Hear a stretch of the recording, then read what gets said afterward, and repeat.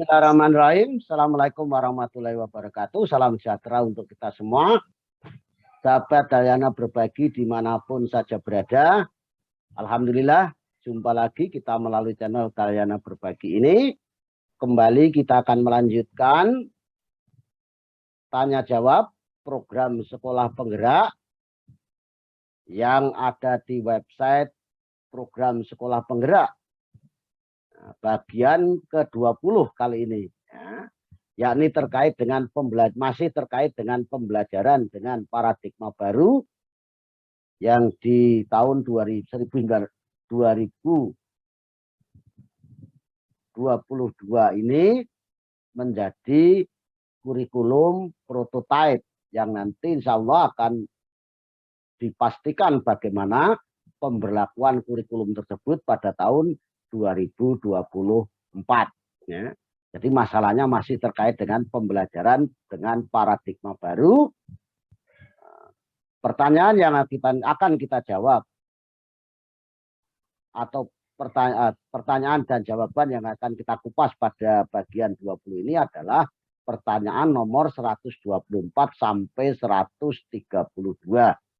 Bagaimana pertanyaan-pertanyaan dan jawabannya yang ada di website program sekolah penggerak, saya share atau saya bagikan berikut ini.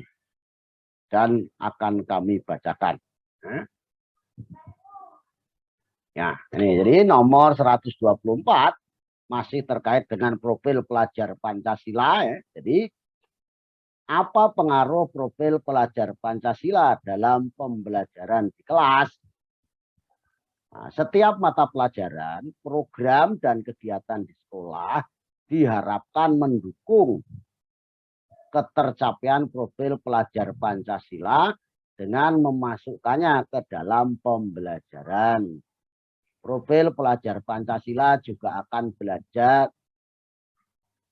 akan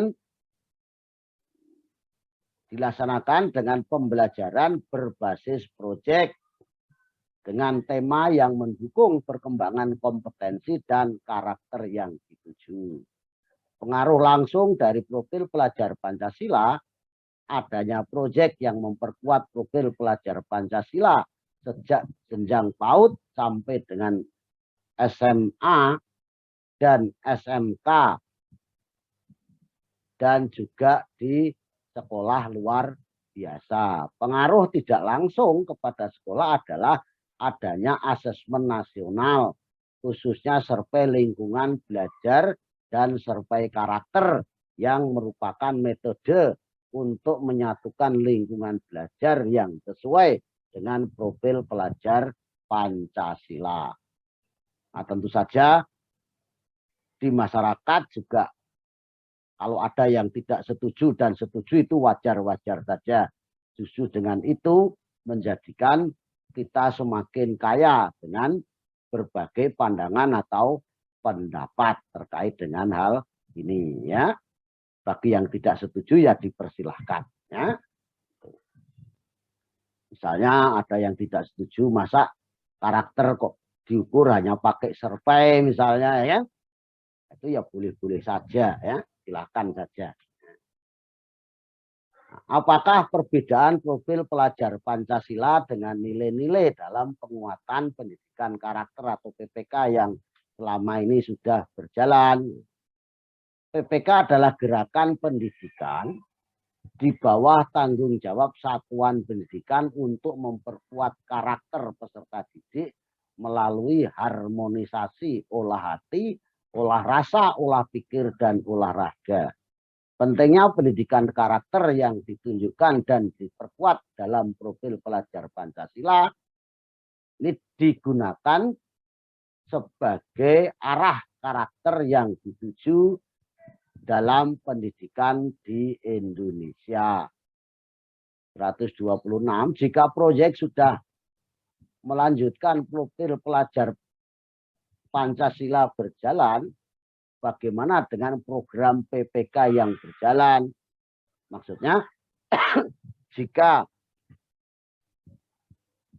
proyek profil pelajar Pancasila ini berjalan, bagaimana dengan program PPK yang sudah berjalan? Apakah langsung program PPK ini berhenti atau terus? Ini pertanyaannya ya. Karena kan ada di Kemdikbud sendiri ada PUSPK ya. Pusat Pendidikan Karakter. Apakah itu juga masih berjalan? Nah, ini jawabannya. Nah, PPK tetap dapat berjalan sesuai kebutuhan dan pembiasaan di sekolah masing-masing yang terintegrasi dengan proyek penguatan profil pelajar Pancasila. Proyek penguatan profil pelajar Pancasila dan program PPK adalah usaha dan amanat kebijakan dari Undang-Undang Sistem Pendidikan Nasional yang disingkat Sisdiknas dalam mengembangkan peserta didik agar menjadi manusia yang beriman dan bertakwa kepada Tuhan yang Maha Esa, berakhlak mulia, sehat, berilmu, cakap, kreatif, mandiri, dan menjadi warga negara yang demokratis serta bertanggung jawab. Ini yang sebagaimana tercantum pada pasal 3 Undang-Undang Sisdiknas atau Sistem Pendidikan Nasional. Ini tujuan pendidikan nasional yang ada di Undang-Undang Sisdiknas itu ini, yakni mengembangkan peserta didik agar menjadi manusia yang beriman dan bertakwa kepada Tuhan yang Maha Esa, berakhlak mulia, sehat, berilmu, cakap, kreatif, mandiri, dan menjadi warga negara yang demokratis serta bertanggung jawab. Tapi di Undang-Undang Sisdiknas ini memang tidak disebut apa Pancasila ya. Jadi disebut ada profil pelajar Pancasila ya baru mulai tahun 2020-2021 ya. Kemudian di manakah nasionalisme dalam profil pelajar Pancasila? Nasionalisme terbangun dari perwujudan dimensi-dimensi profil pelajar Pancasila. Nasionalisme merupakan buah dari perkembangan dimensi beriman, bertakwa kepada Tuhan yang Maha Esa, dan berakhlak mulia, yaitu akhlak bernegara. Jadi akhlak bernegara itu adalah apa? Karakter dari nasionalisme. Dimensi bergotong royong, juga dimensi berkebinekaan global. Jelas ya? Nomor 128, jika profil pelajar Pancasila masuk sebagai renstra, rencana strategis Kemendikbud, bagaimana pelaksanaannya di satuan pendidikan? Nih, implementasi profil pelajar Pancasila dilakukan dengan melaksanakan kegiatan pembelajaran, program, proyek, dan sebagainya yang tujuannya adalah ketercapaian profil pelajar Pancasila. Oleh karenanya kepala sekolah, guru, tenaga kependidikan, dan pelaku pendidikan lainnya juga diharapkan memiliki profil ini. Dengan kerjasama antara satuan pendidikan, orang tua, dan masyarakat, serta didukung oleh para pemangku kepentingan dan pemangku kebijakan pendidikan lainnya. Untuk mewujudkan profil pelajar Pancasila tersebut. Nah, kemudian bagaimana mengukur ketercapaian profil pelajar Pancasila? Ini, proyek profil pelajar Pancasila memiliki rapor tersendiri yang akan membantu jejak ketercapaian profil pelajar Pancasila. Jadi profil pelajar Pancasila merupakan tujuan akhir dari hasil pendidikan. Sehingga satuan pendidikan juga tidak perlu terburu-buru dalam mengukur ketercapaian profil, melainkan membangun kompetensi dan karakter tersebut secara konsisten dan perkembangannya melalui proyek. Artinya apa? Perkembangannya itu secara konsisten melalui proyek. Proyek tadi untuk mewujudkan karakter profil pelajar Pancasila. Ini sampai nomor 132 ya. Nah, sekarang nomor 130, apakah proyek membuat profil pelajar Pancasila itu diampu oleh guru yang sama dengan guru mata pelajaran?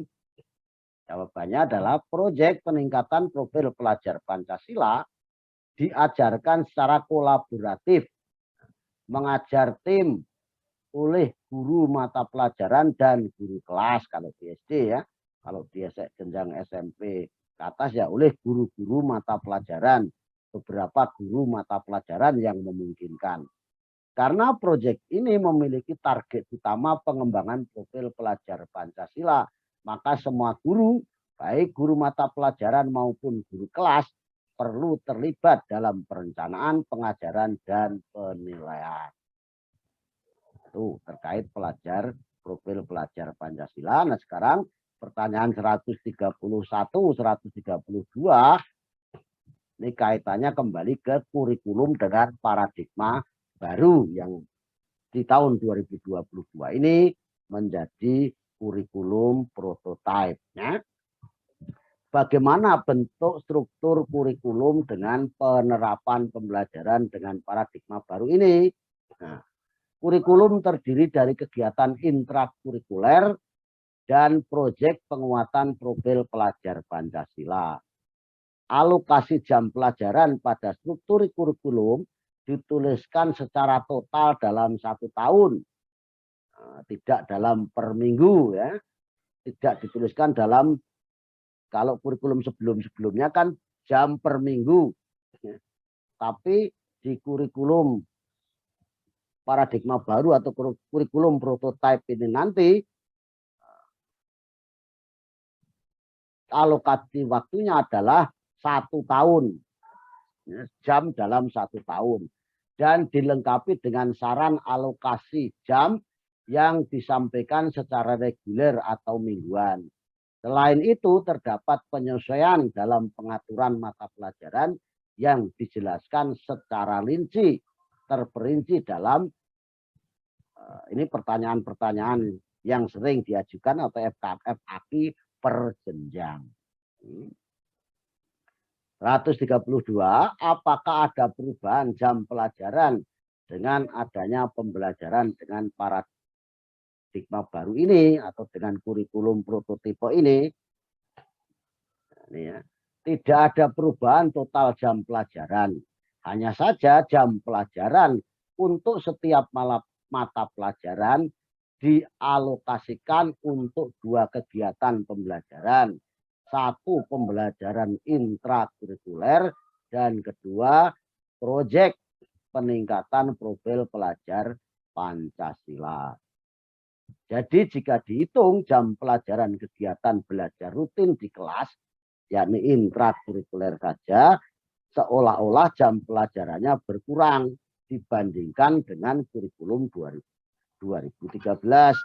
Namun kelebihan jam pelajaran tersebut dialokasikan untuk proyek penguatan profil pelajar Pancasila.